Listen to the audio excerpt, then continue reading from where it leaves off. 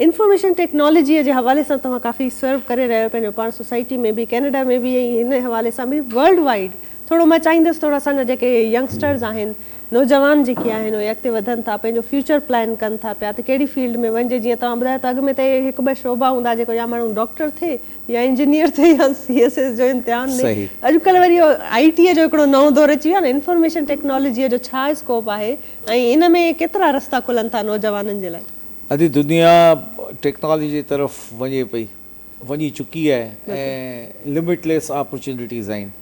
तंहिंजे करे हिन वक़्तु जेका मोस्ट फेवरेट फील्ड आहे उहा इंफॉर्मेशन टेक्नोलॉजी ई आहे ऐं तमामु वसी इन जो स्कोप आहे ऐं काफ़ी शयूं अहिड़ियूं आहिनि जिन्हनि में असांजे नौजवाननि खे यकीनन अचणु घुरिजे ऐं अञा ताईं जेतिरा असां नौजवान प्रोड्यूस करे सघिया आहियूं IT में, उनखां पोटेंशियल असां वटि तमामु घणो आहे। बिल्कुलु असां वटि नौजवान बि टैलेंटेड आहिनि ऐं ज़िंदगी में कुझु करणु चाहिनि था ऐं स्पेशली जेकॾहिं उहे ॿाहिरिनि मुल्कनि में वञणु चाहिनि था या हाणे त ग्लोबल विलेज दुनिया थी वई आहे, तंहिंजे करे हितां वेही बि पाकिस्तान मां बि IT जे सेक्टर में तमामु घणो कमु थी सघे थो।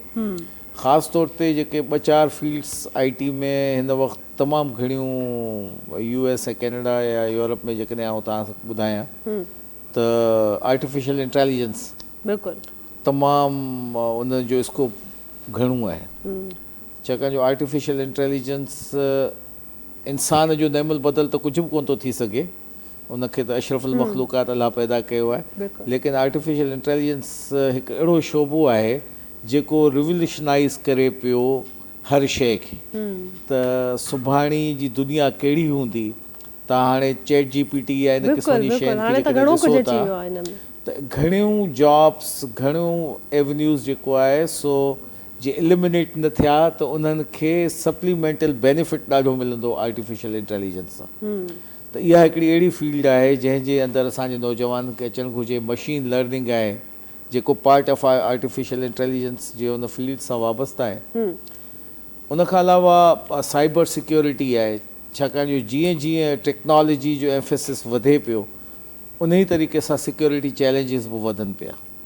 त हाणे जेको फिज़िकल सिक्योरिटी जो जेको हिकिड़ो पैराडाइम असां टिपिकल तौर ते सोचींदा हुआसीं, हाणे उहा सिक्योरिटी टेक्नोलॉजी बेस्ड जेके बि प्रोडक्ट्स आहिनि उन्हनि जे लाइ बि खपे। त साइबर सिक्योरिटी हिकिड़ी अहिड़ी फील्ड आहे जंहिंमें तमामु वॾो स्कोप आहे असांजे नौजवाननि जे लाइ। उनखां अलावा क्लाउड कंसल्टिंग, छाकाणि जो अॻे वॾा मेन फ्रेम कंप्यूटर्स हूंदा हुआ, उन्हनि खे तव्हांखे स्पेशल कमरनि में रखणा पवंदा हुआ, उन्हनि जी मेंटेनेंस, उन्हनि जे लाइ स्टाफ खपे।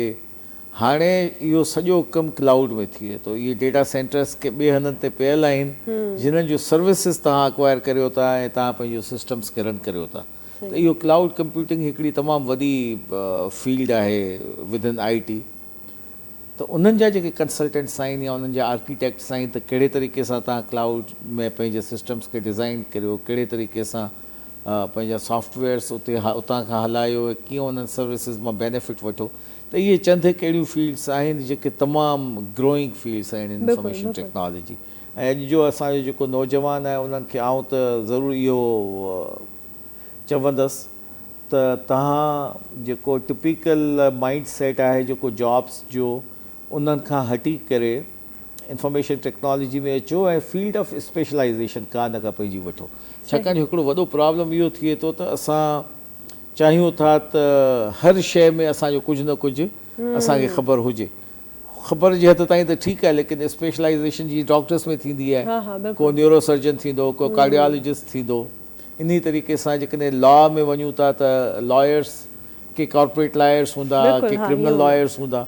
इन ई तरीक़े सां IT जे फील्ड में बि तव्हां जनरलिस्टिक थी एॾो घणो फ्लॉरिश असांजो नौजवान कोन करे सघंदा। छोकिरनि में इहो आहे, असां जेको थोरो यूनिवर्सिटीज़ में या इन्हनि में जेकॾहिं वञूं था उन्हनि सां ॻाल्हायूं था त उहो चवनि था त बसि असां कंप्यूटर सॉफ्टवेयर डेवलपर थी वञूं, कंप्यूटर इंजीनियर थी वञूं त माने असां सभु कुझु करे वरितो, हाणे असांखे बसि इन में फील्ड में मिले। पर टेक्निकली ईअं कोन थो थिए। स्पेशलाइज़ेशन जेकॾहिं करियो था, का सर्टिफिकेशन करियो, कंहिं प्रॉपर फील्ड जो को एक्सपीरियंस गेन करियो उन में एक्सेल करण जा उन में तव्हांजी जेका अपवर्ड जेका ग्रोथ आहे उन जो पोटेंशियल वधी